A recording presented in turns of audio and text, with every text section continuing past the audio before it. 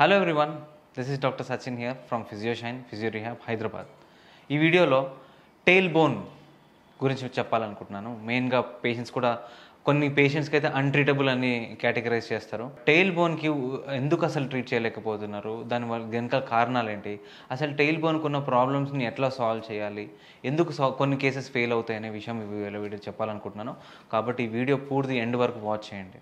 So tail bone అనేది మనకు తెలిసినట్టు ఆ లాస్ట్లో మన బాడీ సెక్రమ్ అండ్ లాస్ట్ పార్ట్లో ఉండేది. This is what the tail bone is.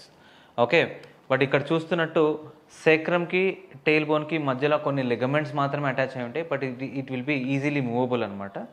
అంటే 90% of the patients tail bone pain రావడానికి కారణము లాంగ్ సిట్టింగ్ వల్ల అయ్యి ఉండొచ్చు, కూర్చొని కూడా రాంగ్ సిట్టింగ్లో కూడా. ఫర్ ఎగ్జాంపుల్, ఇలా కూర్చున్నప్పుడు ఇలా తిరిగిపోవడం, దిస్ లిగమెంట్ లూజ్ అయినప్పుడు లెఫ్ట్ ఆర్ రైట్ ఆర్ లోపల కన్నా బయట కన్నా సబ్లక్స్ అవుతుంది అనమాట. సబ్లక్స్ అంటే మూవ్ అవుతుంది అనమాట. డిస్లొకేట్ కాదు, సబ్లక్స్ జస్ట్ మూవ్మెంట్ అనమాట. దీనికి ఏమవుతుందంటే దీనికి అనేకమైన కంపెన్సేషన్స్ ఉంటాయి అనమాట. ఆ కంపెన్సేషన్స్ ఏంటంటే సేక్రము ఇలా ఉన్నప్పుడు, అంటే లైక్ మన బ్యాక్ స్పైన్ కింద, అంటే నడుం స్పైన్ కింద, this are the vertebral body. ఇది సేక్రమ్, ఇది ఇలియం అనమాట, like S I joint, sacro iliac joint. ఇక్కడ ఏమన్నా డిస్ఫంక్షన్స్ కానీ ఫామ్ అయిపోతే ఇది టైట్ అయిపోయి ఇది లూజ్ అవుతుంది. అంటే ఇది నార్మల్ ఫంక్షనింగ్ ఉంటుంది, ఇది నో ఫంక్షనింగ్ ఉంటుంది. దీనివల్ల పేషెంట్స్ ఇక్కడ నుంచి పెయిన్ రావడం మొదలు పెడుతుంది. ఇది ఎస్ఐ జాయింట్ డిస్ఫంక్షన్ కిందకి వస్తుంది.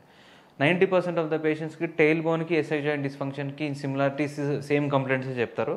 బట్ ఫిజియోథెరపిస్ట్, ఒక మాన్యువల్ థెరపిస్ట్, ఆస్టియోపతి మాత్రమే డిఫరెన్షియేట్ చేసి ఎగ్జామిన్ చేసి చూసుకోగలుగుతారు.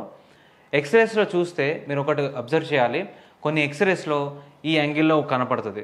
I think you have to clearly see pubic symphysis అంటారు దీన్ని.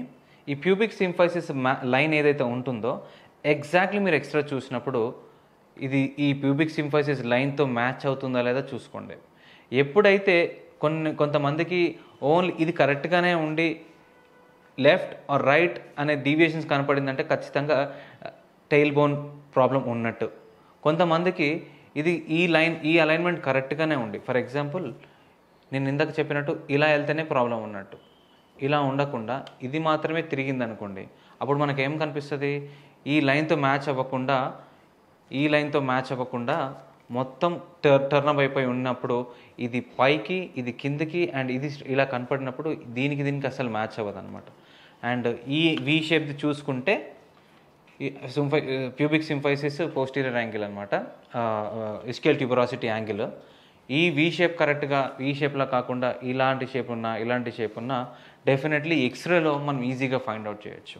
సో డిఫరెన్షియేట్ చేయడానికి ఇలా, దీనికి ట్రీట్మెంట్ చేయడం అంటే, ఒకవేళ సాక్రోయిలియక్ జాయింట్ ప్రాబ్లం ఉందనుకోండి, సిమ్టమ్స్ సిమిలర్గానే ఉంటాయి. సాక్రోయిలియక్ జాయింట్ని బాగా మొబిలైజ్ చేసుకోవడం, మాన్యువల్ థెరపీ, ఆస్టియోపతి, నేను రెగ్యులర్గా ఇదే కేసెస్ చేస్తూ ఉంటాను.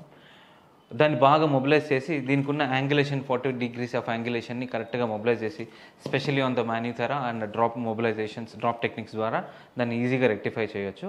బట్ ఒక్క అడ్జస్ట్మెంట్స్ అయితే అవ్వదు, మల్టిపుల్ అడ్జస్ట్మెంట్స్ సెషన్స్ అవసరం పడుతుంది. అట్ ద సేమ్ టైం అక్కడ ఉన్న మజిల్స్ని యాక్టివేట్ చేసే ప్రాసెస్ కూడా ఉండాలి. ఫిజియోథెరపీ అవసరం, okay, manual therapy, mobilizations, everything. అంటే కలెక్టివ్ ఆఫ్ ట్రీట్మెంట్స్ చేస్తేనే ఈ విషయంలో సక్సెస్ అవుతాం, ఎస్ఐ జాయింట్ విషయంలో. బట్ ఎస్ఐ జాయింట్ కూడా చాలా complicated compared to tail bone also.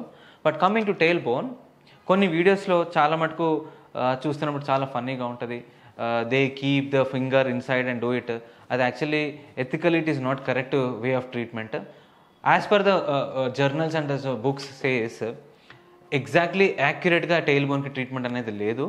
కాకపోతే అక్కడ ఉన్న ట్యూబరస్ లిగమెంట్స్ అవన్నింటినీ ఈజీగా టైటన్ అయిన దాన్ని లూజన్ చేయడం, లూజ్ అయిన దాన్ని టైటన్ చేయడం మాత్రమే మనకున్న ఒక ఆపర్చునిటీ. బట్ డోంట్ వరీ, ఒకవేళ లెఫ్ట్ కానీ రైట్ కానీ వెళ్ళిపోయింది, దానివల్లే పెయిన్ క్రియేట్ అవుతుందని మీరు ఏం వరీ అవ్వాల్సిన అవసరం లేదు. మాన్యువల్ థెరపిస్ట్ నేనైతే క్లియర్గా పేషెంట్కి ఒకటే ఇన్స్ట్రక్ట్ చేస్తాను, డోంట్ వరీ అబౌట్ ద సబ్లక్సేషన్, అంటే సైడ్కి వెళ్ళిపోయిందని ఏం టెన్షన్ పడకండి.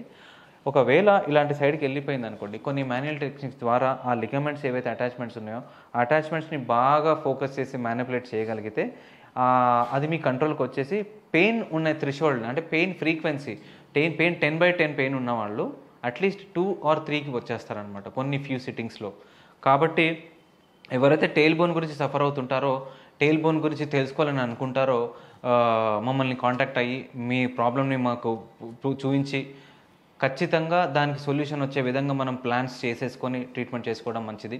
ఇంకా ఇన్ఫర్మేటివ్ వీడియోస్ ఇట్లాంటివి చాలానే ఉంటాయి. టెయిల్ బోన్కి సంబంధించిన ఫుల్ లెంత్ వీడియోని నేను ఇంకొక స్పెషల్ ఎపిసోడ్ ప్లాన్ చేద్దాం అనుకుంటున్నాను. ఇది జస్ట్ ఒక బ్రీఫ్ ఎక్స్ప్లెనేషన్ మాత్రమే వీడియోలో ప్లాన్ చేశాను. ఇప్పటివరకు వాచ్ చేసిన వ్యూవర్స్ అందరికీ థ్యాంక్ యూ సో మచ్. ఇలాంటి వీడియోస్, ఇన్ఫర్మేటివ్ వీడియోస్ చాలానే వస్తాయి. డాక్టర్ సచిన్ అని యూట్యూబ్లో టైప్ చేసిన మనకున్న ట్రీట్మెంట్ మెథడ్స్ ఏంటి, ఎలాంటి ట్రీట్మెంట్స్ ఇక్కడ జరుగుతాయనే విషయాలు పూర్తిగా తెలుసుకోవచ్చు. ఇలాంటి ట్రీట్మెంట్స్, ఇలాంటి మోర్ ఇన్ఫర్మేటివ్ వీడియోస్ చాలా వస్తాయి ఉంటాయి ఫ్యూచర్లో. So please try to follow us. Thank you so much for watching this video.